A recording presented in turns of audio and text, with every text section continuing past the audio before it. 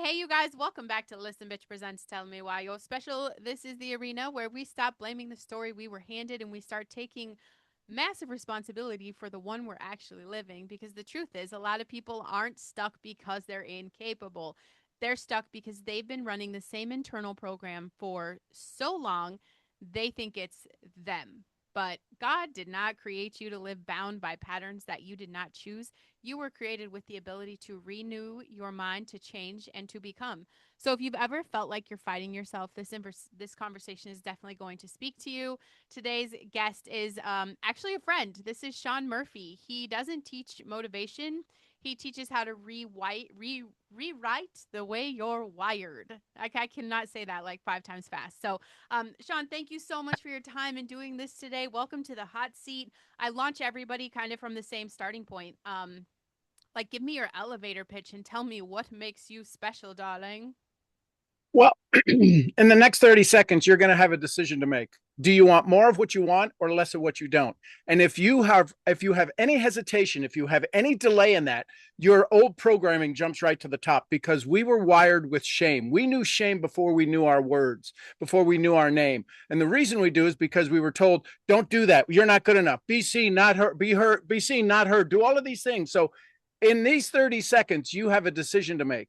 Am I willing to adjust my identity and take a step up? Or am I going to listen to the old voice and continue to be who I am? Well, that was it. That wraps up the whole show. You guys figure it out right there because he already brought the truth to you. No, but that's perfect, and I get that. And even working through the programs, shame still tends to try to bring its little bring its little self into my business. You talk about people. You're talking about people that are running the program. That's what's coming back. Can you explain to my listeners, like, what does that actually mean in real life? Like, you're telling someone you're running an old program. Can you elaborate on that a little Sure, bit? absolutely. So I'm a certified brain trainer. I'm a neuroencoding specialist. I'm a self-talk specialist. I'm an addiction to approval specialist, all trained in all of these areas of the brain. And when I'm speaking of the old program, there's something in the brain called the DMN, the default mode network. It means that we respond. Well, let me put it this way: yourself, my love, and everyone else who's listening. If I talk to any of your friends and I gave them a scenario, could they predict how you're going to respond?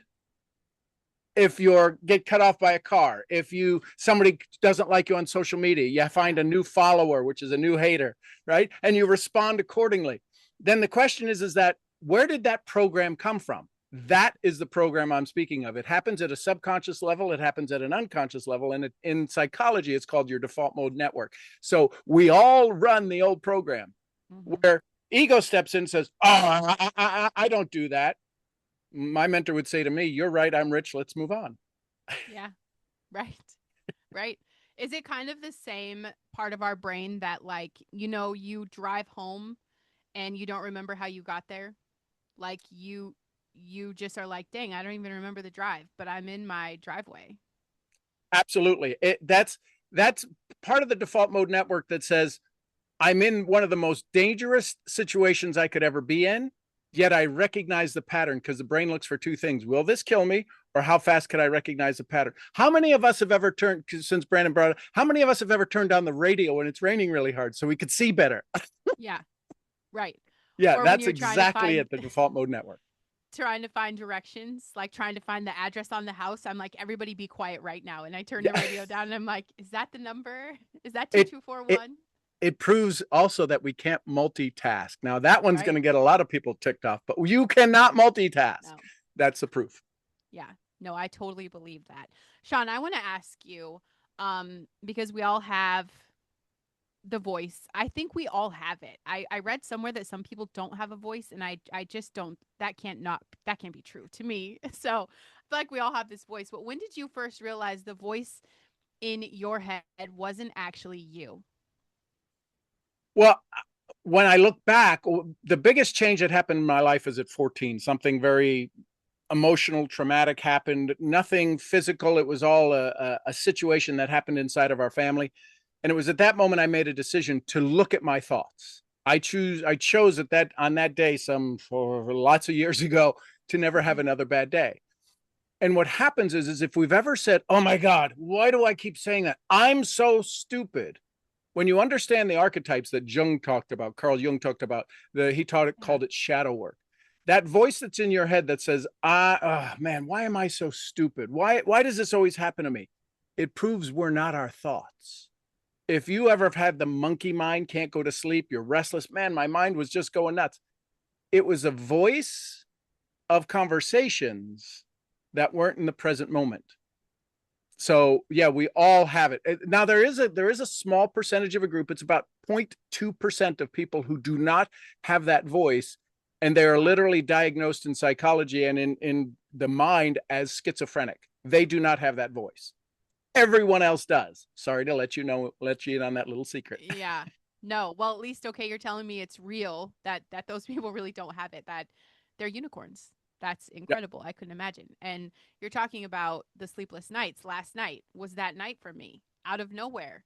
I clock my sleep like a crazy person. I try to get that high sleep rating. Yeah, for some reason last night, no matter what I did, I couldn't turn it off. And So I'm like, I'll ask you a question. Did yeah. you have a good day yesterday? Um, it was not good or bad. It was just a day. Okay, so that's why you went crazy last night. Yeah. You're kind of an extreme person. If you ever get to Yeah. see this beautiful person in person, you'll see uh, she's not over the top. She's intense. She's yeah. extreme. And what she just told me, right, as a neuroencoding specialist, that it wasn't a good, it wasn't a bad. So you had to find some place to make it an extreme, Yeah. and you couldn't sleep last night. Right. Yeah. I'm not a fan of that part of myself always. Okay. Not always, because it made for a rough morning, right? Like, wow, the sun came up really fast. I feel like I took a little nappy nap. But okay, let's get back into this. Okay. How much, Sean, how much of who people are is actually that conditioning or programming someone else's voice versus the truth? Most people are going to be shocked with this. Now, my research over 40 years shows it's about 90% is not us, Yeah. right? It's cultural, it's religious, it's environmental, it's social, it's family, it's location, right? If I were to ask you, do people in the South talk different than people in the North? Yeah, Yeah. that's location, that's cultural, and we wind up with these certain things. So about 90% of what you believe was never your original choice. Yeah. No, I would agree that that's kind of a tough thing to unpack because I even caught myself as a parent, like teaching something that my dad would have said, and they asked me why, and I'm like, I don't know. My dad said so, And so there was a point too when doing a lot of the deep work and working on healing my nervous system that I had to actually write this down and say, like, who said this? Like, where did this come from? And so it's a lot of unpacking to sort through. I would say a lot of bullshit, a lot of other people's things, and a lot of other influences and stories that kind of resonated in a specific moment. So it's a lot to unpack. It is. What's the It first is. And you step for said someone something to do very it? important. It's called Yeah. deep self introspection. Yeah. And most of us won't have the time for it. The reason why most people have challenges meditating is because Yeah. they're meditating, and as soon as the thoughts show up, it's all of the thoughts of the past. And since we are shame mechanisms, we're wired by shame, we find all of the reasons why we're wasting time, why we can't do this. I think you've even told this to me. If I ask you 10 things you don't like about yourself, 10 Hmm. things you love about yourself, you'd be like, damn, I don't know. Yeah. I've flipped that script a little bit. I think I'm in that position where I flipped it. I'm taking ownership of and that, and it's and not people will go, easy. oh well, that's crazy. And especially for women, because women's brains or Yeah. men's brains are totally different. Yes. When you do something for yourself, typically, if when I ask women in my audiences, if you do something for yourself, what are your good girlfriends going to say, or the ones who are a little jealous? Oh, you're a little selfish. Yeah. I'd Hmm. offer you to become self full, and that's where you're at now. And that's the simple switch. Yeah. That's why you could name 10 things you love about what you're doing. It's Yeah. why you're on these podcasts. It's why you have, I don't know, 72 books now. How many books do you Yeah. have? Just five. Number Just six is sitting on five. my hard drive, weighing on me. I feel the energy from my computer, like, hey, I'm still here. You know that, right? So yeah, it's I love it. It's there. Why do you think that? Because this is what I know to be true. So many conversations I have, and I'm getting to have multiple conversations a day, and I still see their stuckness. Like Mhm. I see it, they're not saying it. They think they're on the other side of it, and I really see that stuckness. And like I can feel that they want more. Why are people still staying stuck even when they know and can acknowledge that they want more? Well, because they haven't been given permission by the emotion that's holding them back. And the emotion that's holding them back is the fear of embarrassment. Now, I say this to say most people, if I ask who's going to be jealous of your success, people go, nobody. I go, I bet I could name a dozen. Yeah. And it would be your mom. Don't embarrass me. If you Yeah. do, if imagine if you made more money than your mom or your dad. Do you know how Yeah. embarrassing that is to your parents? Those people that raised you, you loved, you cared for, and people, well, that's not true. This is the subconscious programming that's happened, right? Yep. Don't embarrass me. So it's people of influence is the reason why they won't move forward. They don't have Yeah. a new story. You had to redevelop yourself. You Right. created this new story. The reason you're on the other side is because you came up with a new story. And most people are afraid of the news story because soon as they tell it, who can they tell it to? They tell it to the people who know their old story. Here's proof. Anybody ever say to you, have you lost your mind? Let me Every unpack day. that for you. The reason they say, have you lost your mind? It's not that you lost your mind. Listen Yeah. carefully. It's that they lost you in their mind. This Yeah. story they have of you does not make sense. The brain does a phenomenon known called nexting. I can predict what you're going to do if you can finish people's sentences, if you can help them with what they're looking. You know that thing, blah blah blah. Yeah, that thing. And you're like, so this idea of the brain is nexting, and when I say, "Have you lost your mind?" What you're saying is I can't find you in my mind. What the hell are you doing? How am I Yeah. supposed to know who you are if you don't play the program running in my head? So Right. then we get blamed, and to make them happy, we go back to our old patterns. Yeah. That makes a lot of sense. And I think that's one of the things that has really resonated with me. This is my third year in the Bible, and every time I read about it, how Jesus never really preached at home, I'm like, I get that because my kids are getting older. I'm not the same person. And so every time there is a conversation about this version of me, I can recognize their experience, but like I'm not that person. And there's no hesitation because I realize that old story is not serving me. No matter how scary it is to do that next scary thing, if where you are, like Sean said in the beginning, if you want more of where you are, stay. Like don't change anything. That's you're doing exactly what you want. And it is what you want when you make the choice. What you're not changing, you're choosing.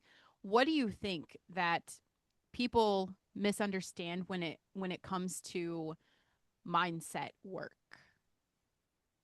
So the biggest thing they miss out is the fact that it's some of the most difficult work you will ever do working on yourself. It's some of the easiest work you can make it as if you do daily repetition. We have on average 80,000 thoughts. Queensland University says we have on average 6,000 thoughts. I think their research showed Queensland University in Canada said the 6,000 thoughts are new thoughts. That means 70,000 thoughts are repetitive. Here's the thing about that. If 70,000 thoughts are repetitive, science shows that 80% of those are exactly the same thoughts we had from the day before. Yep. And of those 58,000 thoughts, 90% of those are not in our favor.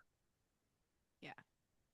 So we have 50, it's a math problem. When I sit down with clients and students and CEOs and CMOs and moms and dads who want more in their life, I say this, we have to work on the math problem.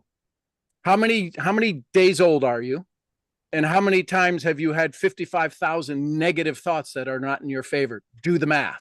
Now, you think that you're going to read a book and you're going to write down a quote, you're going to do, I'm going to do my gratitude. Absolutely believe in it, but you're going to do it for one day and you think a miracle's going to happen? Yeah. Come on.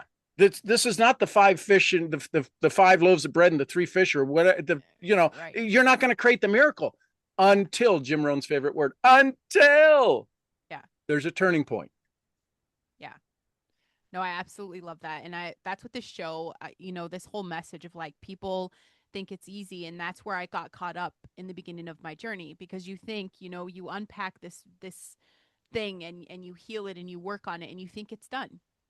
And then it comes and it just knocks the wind out of you, and you're like, "Wait, I thought I healed that." You did, but now this version of you needs to heal it too.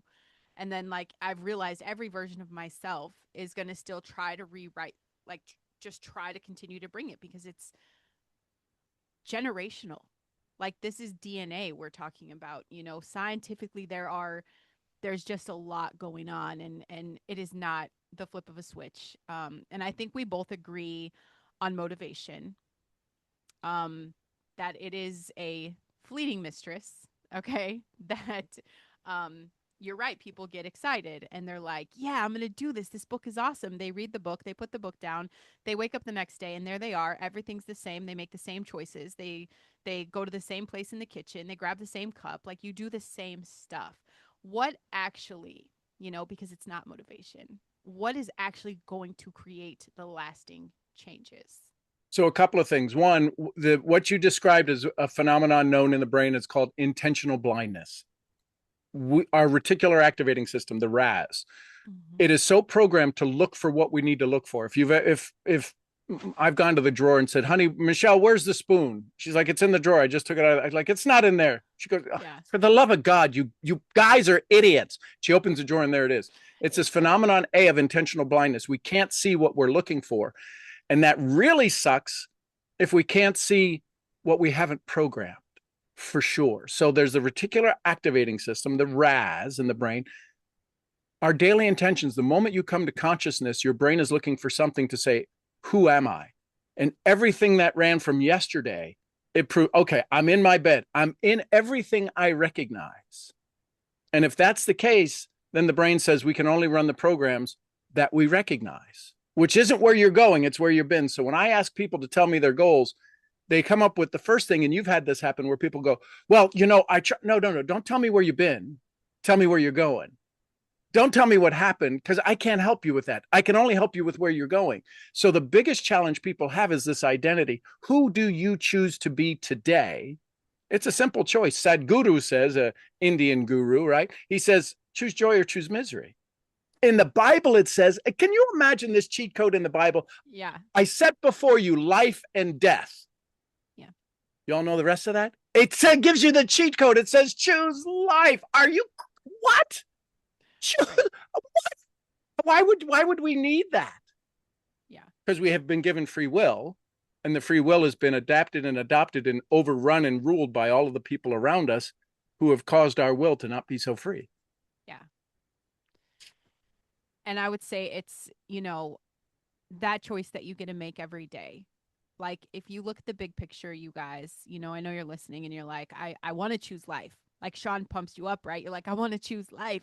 I say just choose one thing tomorrow, or even today, like one thing that can change, who you are in this moment, or how you feel, or even your perception of everything that you're surrounded by. I think gratitude plays a huge part in choosing life or death. You can wake up and be a victim, "Oh my gosh, my alarm didn't go off. I'm late. The kids are freaking out." Or, "Wow, I got to snuggle my kid for a couple extra minutes. Now let's, kids, we're going to have a race." Like, it's you get to create. You are a creator. We are co-creating everything. And it's not, you don't eat the elephant in one big bite. I'm saying just think of one little habit you can change, one little thing a day. Could we give them a hack? Yeah, give them a hack, Okay. please. So one is breath, right? We all know that breathing.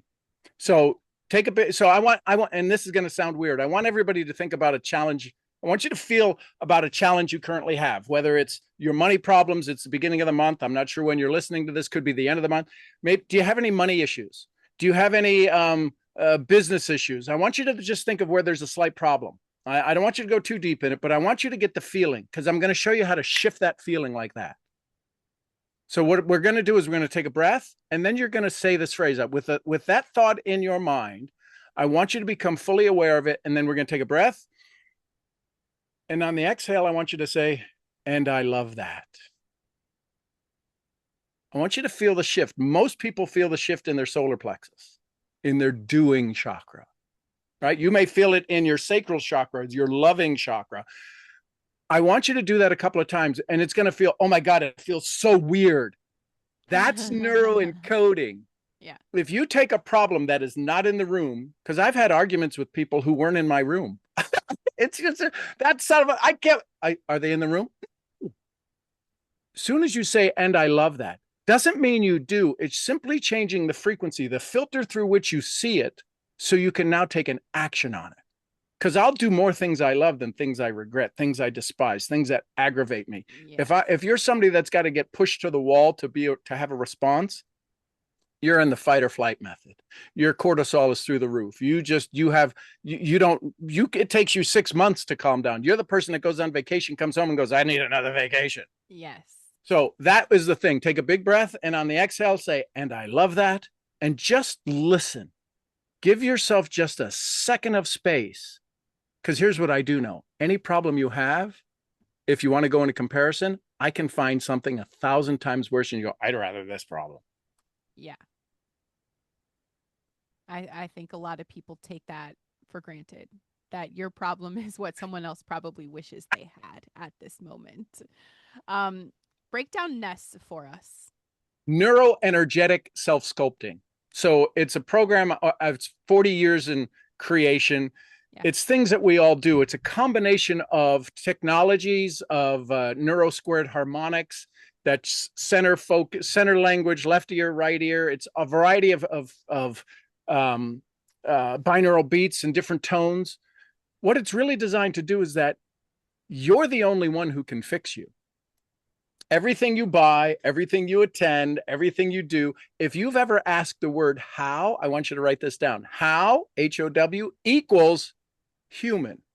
Mm-hmm. How do I do that? You're going to have to upgrade your humanity. Do something. How did they do that? You wonder, how did they do that? We think it's strategy.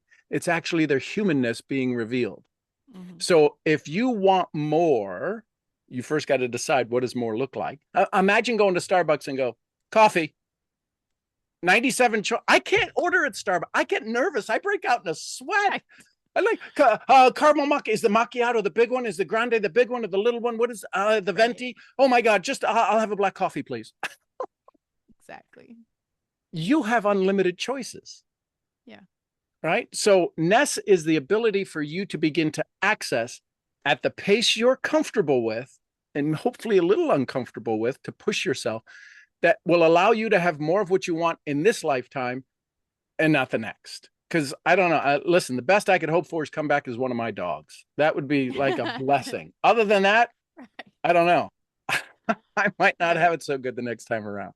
Yeah. So that's NES, neuro energetic self-sculpting. It's all about you taking care of you. It's not about being programmed with something else. Because what I do, and we've talked about this, is personal undevelopment. Right? Michelangelo, how you make it a statue, David? I chippy away everything, not David. NES chips away everything, not you. That makes a lot of sense. And I think humanity itself is missing a lot because so many people are just not themselves. Like if you just get down to the basic core of who the hell you are, like every step, every decision in that, then light shines a lot brighter. And life gets easier. I think people are so afraid, but the most freeing thing for me is to just, I wake up and there's no pressure. I don't have to perform. I don't have to pretend. I don't have to fake it. I'm like, how can I be the most me? That is the easiest decision you will ever make. So why the hell is it so scary for them to really figure that out? Like, easiest decision, easiest, I don't have to decide anything. I don't have to figure things out. I just show up as myself, and move forward. What does it look like for people to actually undevelop? Well, the key is we live by labels, and labels are racist. Hang on. You have a label called mom. I'll never have the label called mom. I can't do what mom does. In the identity of it, if you called me a mom, that doesn't even make sense. You're calling me something I'm not. Yeah. Not the majority of people, a huge majority of people, have all of these labels that they confuse as titles. Right? You got to go. I got to go. I'm camp mom, the summer camp mom. I'm the uh, brownie troop mom. I'm the shuttle mom. I'm the soccer mom. I'm the Yeah. what happened? What are you above all of those titles? And what you Yeah. said is, I'm joy. I'm performance. I'm energy. The reason most people get stuck in this is they're trying to manage time. FYI, you can't manage time. You can No. only manage energy in time. And if you learn how to be in control of your energy, how often do you check in on your frequency? Yeah. Most people do it once every 2 decades, Wow. right? Wow. The average person, if you did it twice a day, my students do it once an hour. They got to send me a text, yes or no. Wow. Did I move closer or farther away? And the reason Yeah. you'll be like, oh my God, that hour went fast. Yeah. How could it go fast if you're creating memories? It goes fast when you're creating nightmares. So Yeah. that's the big issue, is that we operate in these titles versus this energy of the best mom ever, the best Yeah. wife ever, the frequency even above that. Right? My goal is to leave a legacy of 600 generations. That's Mm. 2,400 years, Yeah. because there's 2 times we die. They put us in the ground, and the last time our name is mentioned. Yeah. If we were working for how long will our name be mentioned, not from an ego standpoint, from an impact, a powerful positive impact that we leave in this world, this frequency, Yeah. that's where your shift happened. You're like, I'm not all, I'm gonna go leave a mark. Yeah. And that's what you're doing. And I'm honored Yeah. to be a part of that mark, to be a little pencil Uh, spot on that mark today. yeah. Well, you're definitely part of the positive influence in my life to get my shit together. I just want to say there's a handful of people like Sean, that I wouldn't be here without conversations that we've had or like planted seeds or, just any of that. And I think everybody has that. Everybody has a Sean. Everybody has these people. It's are you willing to open up and actually see that they're right in front of you? And I think, this part of legacy, and it's what I've always adored about you and you know it is important to me because otherwise, what was your purpose? We want to come here. Okay. We want to have a human experience. We chose this, y'all. I chose my mom. I knew exactly what she was going to do to me. I knew what she was going to decide. And I was like, Jesus, I'll remember. I'll remember who the hell I am. You just watch me. Right. Stubborn Brandon was probably stubborn up there too. And I'm like, hell yeah, I could do this. Challenge accepted. Y'all don't realize that you came here for that experience because it's cool to feel great all the time. Or is it? You know what I'm saying? I think we all just were a little bored of perfection. And we're like, hey, let's go get messy. Let's go get our hearts broken. Let's go cause trouble. Let's rebel against these systems. Let's all these things we want to do. And all these people, like you come here and what are you doing with your time? What are people going to say about you? It breaks my heart because I think about the generations behind me. And I'm like, what did my mom or my grandma do to leave an impact? What are they doing? What are they doing? And there's no answer for that. They're waiting to die.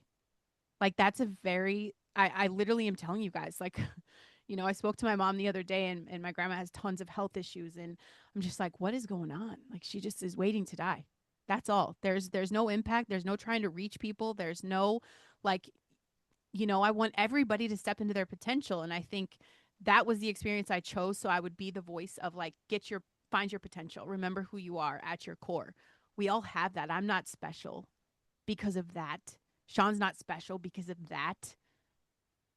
It's that we all were in the arena. We've all got our ass kicked and we still choose, right? So I'm saying right now you're listening to this and you guys know I sometimes just want to shake you because I'm like, you have this. Like what ask yourself really, like what is your legacy going to be? Are you just waiting to die? Because you wasted a whole opportunity of, yeah, heartbreak, but you only know heartbreak because you know absolute love. Yeah, a little frustration, but you know frustration because you know what joy and peace are and you get to create that. So, anyway, I don't know why I went on a rant. This is Sean's episode, you guys. Hey, This is no, Sean's episode. we needed to hear that, because Yeah. in a couple of things. One, I set before you life and death. What if we change it to, I set before you positive and negative? Choose Yeah. positive. Right. In the book Outwitting the Devil by Napoleon Hill, they I ask, love why that. is the devil, why do we even need you? He says, because I'm half of every atom. Every atom is positive and negative. I'm half of everything. The challenge is, why do you control so much? Yeah. Because people have not made a decision to stay on the positive side of the street. Right. So you have a choice. And birds of a feather flock together. There's a good chance if you're not the highest energy in the room, you're probably right there average with everybody else. You don't get too far out of line and you don't Yeah. go too deep if people look up to you. We're asking you to drop that weight of average. Yeah. And you've got to start to hang around some people like Brandon and get around it and read her books and do the things, because we need you. My great grandchildren need you, the listener, Yeah. right now, because they ain't never going to listen to me, right? Jesus Right. didn't preach at home. Yep. They're not Exactly. going to listen to me. Yeah. Thousands of hours of YouTube videos. They're never going to watch one. Nope. We need you. We honestly, Yeah. right now, and we can't wait for tomorrow. We need you today to do that small, little, tiny Yeah. thing that is going to push you and say, gosh, I don't know. If you don't know, reach out to me. Send me a text. Send Brandon a text. Just say, hey, Yeah. listen, is it okay if I become more of me? And I promise you, we'll go, oh, hell yes. Please. Please.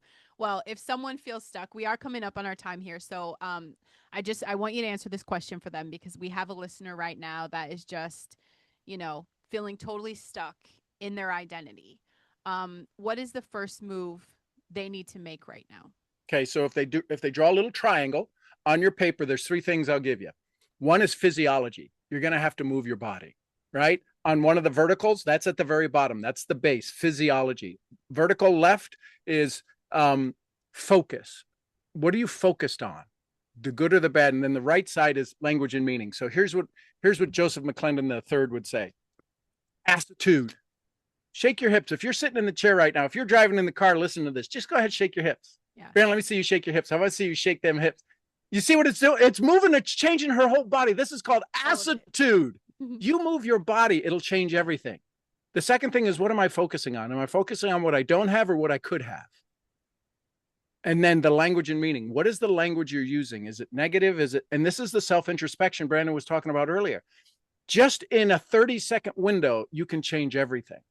So that would be the thing. If you're stuck, get up, put on your favorite song. That's the first thing I'll ask people who show up on one of my calls and they're in a state of depression. I go, what's your favorite song? I don't have any. I go, yeah, but if you did. And they say, when's the last time you listened? Oh, it's been a month. Put it on now. Or I'll go on to Spotify and I'll play it.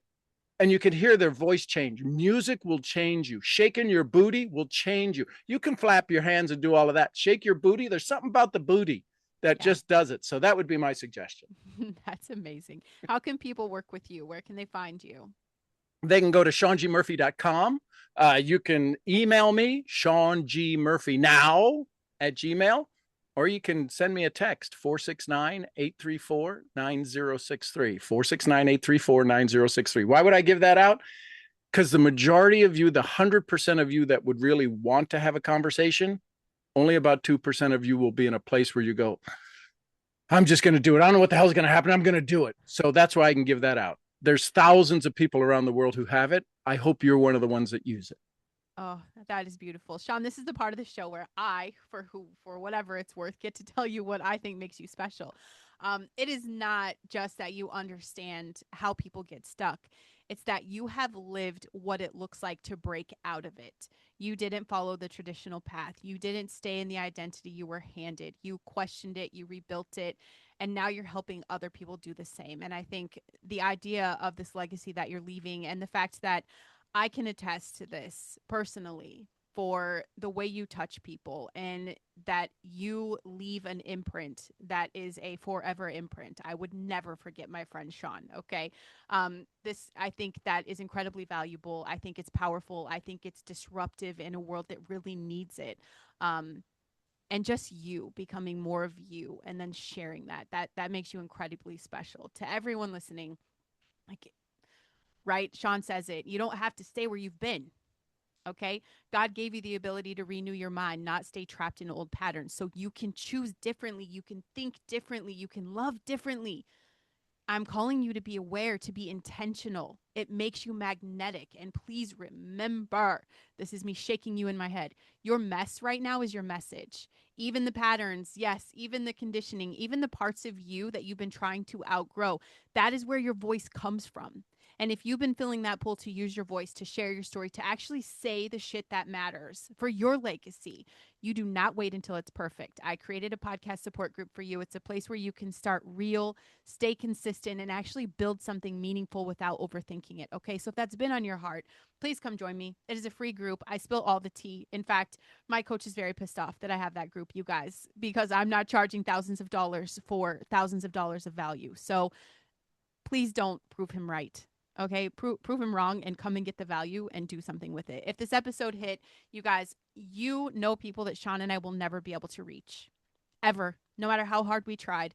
And I think it's incredibly selfish if you keep the show to yourself. I'm asking you kindly, please share. Please share it with someone who needs it, whether you think they do or not. Okay. I promise they do. Just share it with as many people as you can. Leave a review. You can tag us in the show. Sean's on the socials too. And if you guys are ready for the hot seat, please come tell me why you're special. Sean, thank you so much. You're amazing as always. I love you. Thank you for all you do. And for those that might forget to say thank you, my love, thank you from all Yeah, of them. of course.